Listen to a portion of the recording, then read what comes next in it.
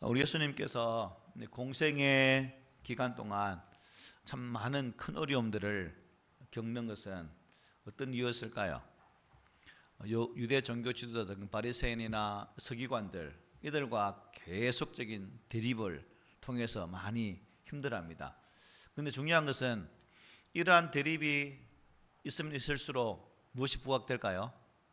예수님께서 하신 말씀이 진리가 됐나, 즉 진리란 사실이 더 부각되는 그러한 일들을 우리가 많이 보게 됩니다. 예수의 말씀을 보다 선명하게 하는 효과가 있었다는 거죠. 그래서 그들과의 논쟁 속에서 예수의 말씀이 더 온전함으로 나타나게 되었다는 사실입니다. 지난 시간 우리 뭘 공부했죠? 금식 논쟁에 대해서 우리가 서로 다투었던 내용을 가지고 한번 묵상한 바 있습니다.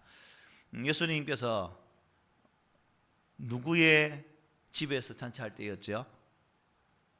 세리 레위의 집에서 잔치를 할 때 바리새인과 서기관들이 예수께 나와서 참 그 기쁨의 자리에서 딴지를 거는 모습을 볼 수 있었습니다. 이런 말을 했죠. 요한의 제자는 자주 금식하며 기도하고 바리새인의 제자들도 또한 그러하되 당신의 제자들은 먹고 마시나이다.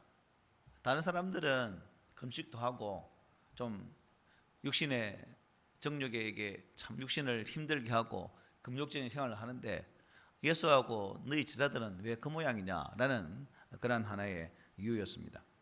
그래서 예수님께서 이 질문에 대해서 몇 가지의 비유를 들었죠? 10가지? 네, 3가지의 비유를 들어서 설명하는 모습을 볼 수 있었습니다. 첫째가 뭐였습니까? 신랑과 혼인집 손님의 비유였습니다.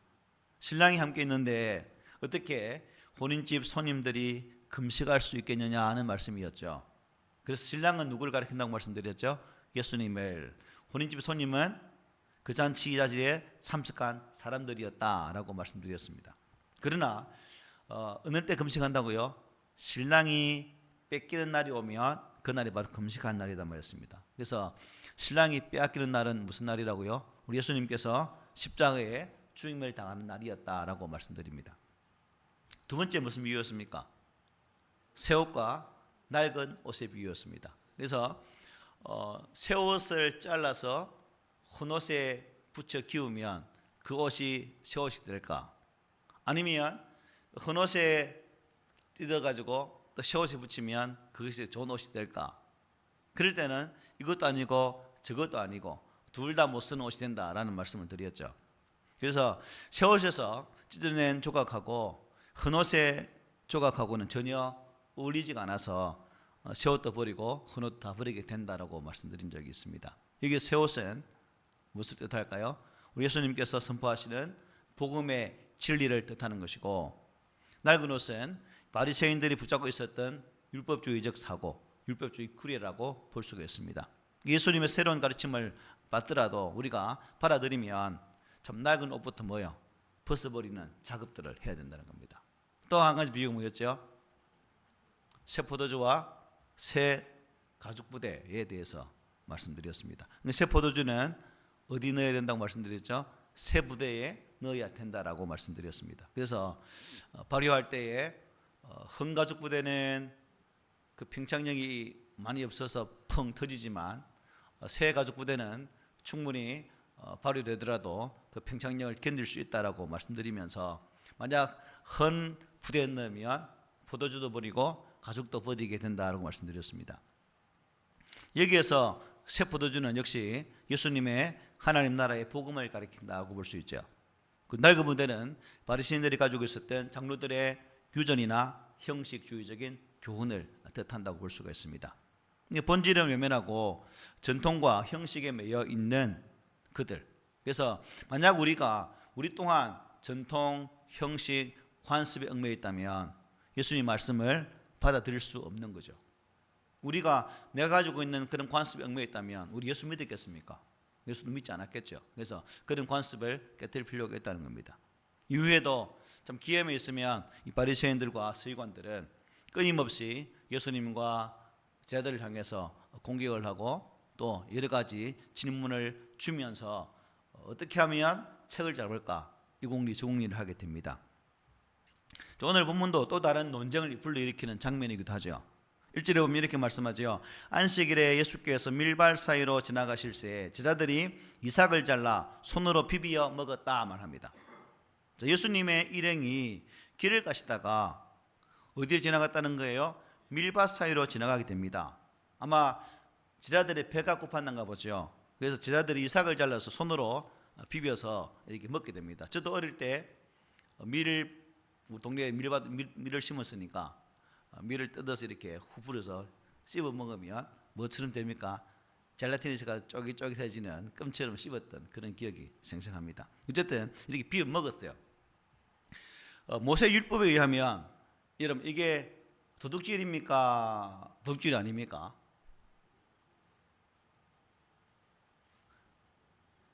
모세 율법에 도둑질일까 아닐까요? 밀밭 사이로 지나가다가 손으로 따서 비벼서 먹었다. 도둑질일까 아닙니까? 도둑질이 이다 아니다 합니다. 아니다.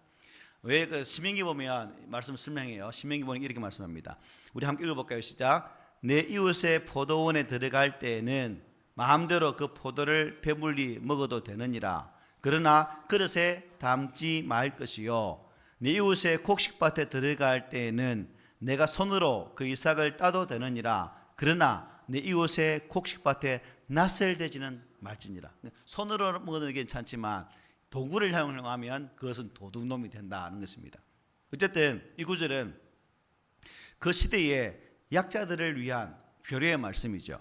아무리 가난한 우리가 이스라엘 백성들 여러분 출애굽에서 가나안 땅을 정복한 이후에 그 땅을 배분하잖아요. 자, 그 배분의 과정에서 가나안 땅에 정착한 모든 사람들이 다 땅을 배분받을까요? 아마도 그렇지는 못했을 것 같아요. 지파별로 분류는 받았지만. 그래서 그런 상황 속에서 이런저런 이유로 땅을 소유하지 못한 사람들이 있었다는 겁니다. 또 나그네와 고아와 가부들이 대표적인 소외 그룹 아닙니까? 그들이 있었다는 거죠. 그래서 율법은 이러한 사회적인 약자를 위한 배려로서 이러한 너그러운 법을 주시게 된 겁니다. 또 추수 후에는 이삭을 어떻게 합니까? 거둡니까? 안 거둡니까? 거두질 않죠. 룻기에 보면 룻도 그죠? 보아스의 밭에서 떨어진 이삭을 주어서 생계를 이어가는 모습도 우리가 볼 수가 있죠. 저희 어릴 때는 나락 거두면 떨어진 이삭 주어서 찐살을 많이 해 먹었습니다. 찐살. 안주산 찐살 기억나죠? 네, 우리 해먹는 기억이 있습니다. 촌사람은 다 해본 기억이 있을 거예요. 어쨌든 그러니까 예수님의 제자들이 낯을 대지 않고 손으로 밀이삭을 잘라 비벼 먹은 것은 잘못이 아니라는 거죠. 바리새인과 서기관들도 그 행위 자체를 비난하지는 않았습니다. 그들은 왜 안식일에 그렇게 행동을 했느냐라고 비난한 거죠. 2절 한번 보십시오. 우리 2절 한번 읽어보겠습니다. 시작. 어떤 바리새인들이 말하되 어찌하여 안식일에 하지 못할 일을 하느냐. 먹은 것은 상관하지 않아요. 그런데 이들이 따지는 게 뭐예요? 왜 안식일에 해서는 안 될 일을 했느냐라고 따지고 있는 것입니다. 즉 제자들의 행위 자체가 비난받는 것이 아니라 그 일을 어느 날 했다고 안식일에 했다는 게 빌미가 된 거죠. 여기서 우리는 하나님께서 모세를 통해 주신 이 안식일 계명을 다시 한번 자세히 볼 필요가 있겠죠. 안식일은 어디 있더라? 출애굽기에 있습니다. 출애굽기 20장 8절 11절에 우리 함께 또박또박 읽어볼게요. 시작. 안식일을 기억하여 거룩하게 지키라. 여섯 동안은 힘써 내 모든 일을 행할 것이나 일곱째 날은 내 하나님 여호와의 안식일인즉 너나 내 아들이나 내 딸이나 내 남종이나 내 여종이나 내 가축이나 내 문 안에 머무는 객이라도 아무 일도 하지 말라. 이는 여섯 동안에 나 여호와가 하늘과 땅과 바다와 그 가운데 모든 것을 만들고 일곱째 날에 쉬었음이라.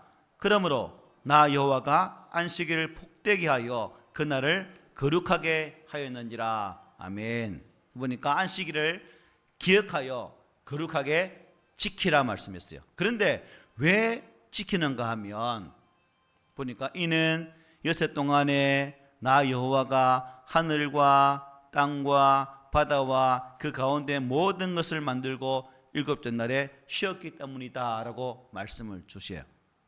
자, 그러면 여러분, 이 안식일을 거룩하게 지키는 방법이 무엇이겠습니까? 어떻게 거룩하게 지키는가? 10절에 보면 일곱째 날은 내 하나님 여호와의 안식일인즉 너나 내 아들이나 내 딸이나 내 남종이나 내 여종이나 내 가축이나 내 문 안에 머무는 객이라도 뭐 하지 말라? 아무 일도 하지 말라라고 말씀해요. 아무 일도 하지 말라는 거예요. 아무 일도. 문제는 일을 하지 않는데 그 하지 않는 일의 범위가 어떻게 되는가입니다. 아무 일 하지 말라 했는데 어디까지 그 일이 해도 되고 안 해도 되는가 하는 것이죠. 해석하기에 따라서 많은 차이가 있겠죠. 그래서 장로들의 유전, 즉 미시나를 통해서 구체적인 범위를 제정했습니다. 자, 그럼 여러분 이제 음식 문제니까 음식을 먹는 문제에 대한 이 장로들의 유전에 대한 내용은 어떠할까 한번 들어보세요. 음식에 관한 규정들도 구체적으로 명문화되어 있었습니다. 그들이 규정한 안식일에 첫째는 곡식을 수확하는 것, 타작하는 것, 키질하는 것, 음식을 장만하는 것이 금지되어 있었습니다. 하면 안 된다는 거죠. 그러므로 바리새인과 서기관들의 입장에서 보면 예수님의 제자들이 한 일은 안식일 법이 정한 모든 것을 어떻게 해요? 범한 거죠. 자, 미리 이삭을 어떻게 해요? 잘랐죠. 수확하는 죄를 범한 거예요. 그리고 손으로 비비잖아요. 타작하는 죄를 범한 거예요. 그 다음에 부렸어요. 뭐요? 키질하는 죄를 범한 거예요. 그리고 먹었다는 것은 음식을 장만한 죄를 범한 거예요. 그러니까 장로들의 유적에 의하면 이 제자들은 지금 네 가지의 법을 어떻게 완전히 범했다라고 볼 수 있는 거죠. 어찌 그래서 그렇다는 말이 어찌해서 안식일에 하지 못할 일을 하느냐라고 그들은 자신만만하게 지금 야단치고 있는 겁니다. 그렇다면 본래 안식일을 제정하신 하나님은 어땠을까요? 우리가 20절을 제가 다시 한번 더 펼쳐볼게요. 20절 뭐가 없는지 한번 찾아보세요. 여러분들은. 자, 일곱째 날은 내 하나님 여호와의 안식일인즉 너나 네 아들이나 네 딸이나 네 남종이나 네 여종이나 네 가축이나 내 문 안에 머무는 객이라도 아무 일도 하지 말라. 여기서 여러분 우리 일상생활 속에서 가장 중요한 한 사람이 빠져 있습니다. 누굴까요? 사천만이 객관식 할까요? 누가 빠진 것 같아요? 집에서 가장 중요한 사람이 빠졌어요. 예? 네, 아내. 네 아내가 빠졌어. 네 아내가. 왜 빠졌을까요? 심심해서, 여자라서, 아니면 빠져도 되니까. 일상 속에서 가장 중요한 일을 하는 사람은 언급하지 않았다는 거예요. 아내가 뭐 합니까? 집에서 음식을 하잖아요. 음식 만드는 일. 그래서 아내가 식구들을 위해서 일상적으로 해오던 일, 즉 식사를 준비하는 것은 일로 간주했다? 간주하지 않았다는 겁니다. 먹는 것을 준비하는 데는.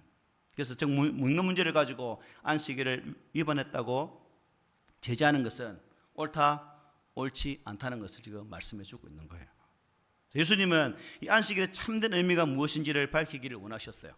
그래서 모든 유대인들이 존경하는 누구 예를 듭니까? 다윗을 들어서 예를 주고 있습니다. 본문 3절 4절이죠. 우리 함께 읽어봅시다. 시작. 예수께 대답하여 이르시되 다윗이 자기 및 자기와 함께한 자들이 시장할 때에 한 일을 잊지 못하였느냐. 그가 하나님의 전에 들어가서 다만 제사장 외에는 먹어서는 안 되는 진설병을 먹고 함께한 자들에게도 주지 아니하였느냐라고 말합니다. 자, 이 예수님의 대답을 우리가 알기 위해서 어디로 가야 될까요? 사무엘상 21장에 가야 됩니다.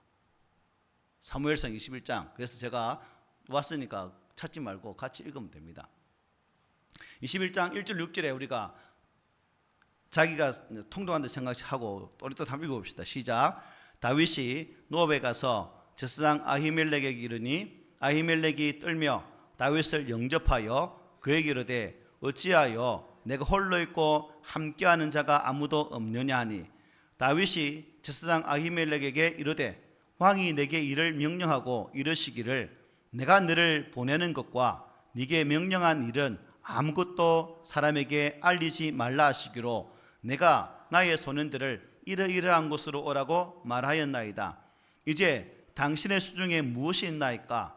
떡 5덩이나 무엇이나 있는 대로 내 손에 주소서 하니 제사장이 다윗에게 대답하여 이르되 보통 떡은 내 수중에 없으나 거룩한 떡은 있나니 그 소년들이 여자를 가까이만 하지 아니하였으면 주리라 하는지라. 다윗이 제사장에게 대답하여 이르되 우리가 참으로 3일 동안이나 여자를 가까이 하지 아니하였나이다. 내가 떠난 길이 보통 여행이라도 소년들의 그릇이 성결하였거든 하물며 오늘 그들의 그릇이 성결하지 아니하겠나이까 하며 제사장이 그 거룩한 떡을 주었으니 거기는 진설병 곧 여호와 앞에서 물려낸 떡밖에 없었습니다. 이 떡은 더운 떡을 드리는 날에 물려낸 것이더라. 아멘. 자, 뭐냐면 이 내용이 다윗이 누굴 피해 도망을 갑니까? 사울을 피해 도망을 가고 있는 중입니다. 그런데 이제 노업 땅에 도착했다는 거죠. 그런데 문제는 도망을 다니다 보니까 배가 너무나 고픈 거예요. 그래서 제사장 아히멜렉에게 찾아갑니다. 아히멜렉은 분명히 다윗이 움직이면 많은 사람들이 함께 오게 될 것인데 혼자 달랑 와서 얼굴을 내비치니까 아니 왜 혼자 왔냐고. 그러니까 지금 내가 왕의 비밀 임무를 맡아서 가기 때문에 아무 알리시면 안 돼서 내 혼자 지금 가고 있는 중인데 그런데 문제는 제가 지금 배가 너무 고프다. 그래서 혹시 제사장 떡이 있으면 남는 떡이 있으면 좀 나눠주면 좋겠습니다 라고 말하고 있는 부분입니다. 그런데 아히멜렉에게는 일반 떡이 있었나요 없었나요? 일반 떡이 없었어요. 뭐만 있었습니까? 진설병, 즉 12지파에게 지파들이 12떡을 성막 안에서 제사 드리잖아요. 떡을 진설하잖아요. 그리고 이제 안식일마다 12등의 떡을 올렸다가 또 새로운 안식일에 지난 떡은 내리고 또 새 떡을 올리거든요. 남은 그 떡이 있다는 겁니다. 자, 그러면 이 진설병은 누가 먹는 거예요? 제사장만이 먹을 수 있는 거예요. 일반 사람이 먹어서는 안 됩니다. 그런데 아히멜렉은 소년들과 네가 성결하면 이 떡을 줄 수 있다라고 해서 이 떡을 주게 됩니다. 그리고 다윗은 그 떡을 팔아가서 먹게 되죠. 지금 예수님이 아까 3절 4절에서 이 얘기를 하고 있는 거예요. 지금 그 서기관 바리새인들에게 지금 바리새인들이 가지고 있는 대로 있는 태도대로 판단한다면 아히멜렉은 큰 율법을 어떻게 해요? 어긴 거죠. 그죠? 왜? 제사장만 먹는 떡인데 일반 사람이 주었기 때문에 율법을 어겼어요. 또 다윗 역시 죄가 없다 할 수 있습니까? 분명히 다윗도 알고 있을 것인데 이 떡은 제사장만 먹는 떡이다라고 알고 있을 것인데 그럼에도 불구하고 달라 해서 먹게 됩니다. 그러면 두 사람 다 율법에 의하면 어떻게 해요? 중대한 범죄를 범한 사람이 되고 마는 거죠. 그런데 성경을 보면 어디에서도 아히멜렉 제사장이 이 일로 인해서 책망받았다는 내용이 있습니까? 없어요. 또 이 진실병명은 다윗도 마찬가지죠. 훗날 이스라엘 왕으로 세워지는데 아무런 흠결이 되지 않습니다. 이 예를 지금 예수님 하고 있는 거죠. 예수님께서 이 말씀하시는 의도가 무엇인가? 안식일 계명의 본래적인 의미가 무엇이냐는 겁니다. 본래적 안식일의 진정한 목적에 중심을 가지고 말씀하고 있는 거죠. 옛날 우리가 어릴 때도 마찬가지죠. 어른들은 주일날 상점에 가서 사 먹지 말라. 그리고 운동도 하지 말라. 돈을 쓰지 말라고 얼마나 잔소리 들었습니까? 아마 저건 더 심했을 거예요. 그게 이런 유전과 충분히 관련이 있다고도 볼 수가 있겠죠. 본래의 정신은 퇴색되고 참 율법적 조항만 앞세워서 우리를 얽어매었던 그런 적이 또 있습니다. 어쨌든 예수님 주시는 이 말씀의 목적이 무엇인가? 안식을 주신 목적에 집중해서 살라는 겁니다. 그래서 율법을 주신 목적이 뭐라고요? 사회적 약자를 위한 배려라는 겁니다. 강자는 여러분 법이 있어도 없어도 잘 먹고 잘 살아요. 근데 약자는 이러한 재정이 없으면 굶어 죽어요. 그래서 이러한 배려 때문에 이러한 법이 생겼다는 겁니다. 그래서 안식일 예배는 더욱 그렇습니다. 그 시대 약자들에게 이 안식과 회복을 주기 위한 법이었다는 거예요. 배고픈 사람, 소외된 사람, 병든 사람을 먹이고 고치는 것은 안식일 정신을 위배하는 것이 아니다라고 주님은 지금 말씀하고 있는 것입니다. 그런데 유대인들은 이 진정한 자유의 법, 해방의 법을 오히려 사람을 얽으면은 그러한 장치로 사용을 했다는 것입니다. 그러면서 예수님께서 아주 중요한 말씀을 주십니다. 우리 함께 읽어봅시다. 시작. 또 이르시되 인자는 안식일의 주인이니라 하시더라. 아멘. 인자 누굴 가리켜요? 예수님이죠. 말 그대로 사람의 아들입니다. 예수님은 사람의 몸을 입고 이 땅에 오신 분을 강조하고 있는 부분이죠. 그런데 누가복음에 보면 지금 다른 부분이 생략되어 있습니다. 그러나 마가복음을 보면 예수님께서 왜 이렇게 말씀하시는지를 잘 말씀해요. 마가복음 2장 27, 28절 우리 함께 읽어보겠습니다. 시작. 또 이르시되 안식일이 사람을 위하여 있는 것이요 사람이 안식일을 위하여 있는 것이 아니니 이러므로 인자는 안식일에도 주인이니라. 아멘. 여기 보니까 사람이 안식일이라는 그 법을 위해 존재하는 종이 아니라 사람이 안식일의 주인 노릇을 해야 된다라고 말해요. 안식일의 주인. 그래서 율법, 특히 이 안식일 법을 제정하신 목적이 누굴 위해서요? 사람을 위한 것임을 분명하게 말씀을 하고 있는 거죠. 그리고 그 말씀의 권위를 부여하기 위해서 인자는 어느 날의 주인이라고요? 안식일의 주인이다라고 선포하고 있습니다. 내가 안식일 법을 제정한 자라는 거죠. 예수님이 하나님이시니까. 법을 제정한 자가 그 법의 취지를 가장 잘 알겠죠. 그 예수님이 이 법에 대해서 지금 말씀을 주고 있는 겁니다. 당연히 바리새인들은, 서기관들은 이 의미를 모르는 거죠. 여러분, 사람들은 안식일에 하지 못할 일에 온통 신경을 쓰다가 보니까 참 왜 안식일을 거룩하게 지켜야 하는지 그에 대한 진정한 의미를 모르고 살 때가 많습니다. 조금 전에 옛날 얘기 말씀드린 것처럼 사람을 해방하기 위한 안식일 계명이 오히려 상대방을 비난하고 옥죄는 도구로 사용되어져 왔다는 것입니다. 그리고 그렇게 변질되었죠. 오늘 우리는 구약의 안식일을 대신 예수님께서 부활하신 그날을 곧 주일을 지킵니다. 날짜는 다르지만 안식일의 정신만큼은 어떻게 해요? 동일해야 되겠죠. 계속 계승해 나가야 됩니다. 하나님께서 6일 동안 천지를 창조하시고 쉬시면서 그날을 거룩하게 하셨듯이 우리도 예수님의 이 은혜 안에서 쉼을 누리면서 주일을 거룩하게 지켜 나가야 된다는 겁니다. 그러나 중요한 것은 우리가 주일을 지키는 목적을 단 한순간 잃어서는 안 된다는 거죠. 그것은 나를 위해 죽으시고 다시 살아나신 예수 그리스도의 그 은혜를 기리는 것, 기억하면서 감사하는 날이 주일입니다.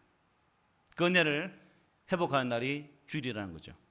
본질을 잊으면 안 된다는 겁니다. 그래서 안식일의 주인이고 주인이 예수님이듯이 주일의 주인도 누구예요? 예수님이라는 겁니다. 그래서 우리가 간혹 모든 예배가 나 중심적인 예배가 될 때가 있어요. 그러면 그 예배는 이미 죽은 예배, 안식일 날 본질을 잊어버린 그러한 예배가 된다는 사실입니다. 주일은 아무것도 하지 않는 날이 아니라 예수님의 은혜를 나누는 날입니다. 예수님의 사랑으로 또 다른 사람들을 사랑하는 날이 바로 주일입니다. 예수님의 사랑으로 모든 사람을 속박과 억눌림에서 구원하는 날이 바로 안식일 주일이라는 거죠. 바라기는 우리들이 주일 성수를 통해서 하나님의 사랑 또 예수님의 은혜 성령님의 역사를 더욱더 경험하고 그 받은 은혜로 옆에 있는 지체와 이웃들을 잘 섬길 수 있는 우리의 공동체가 되기를 소망합니다.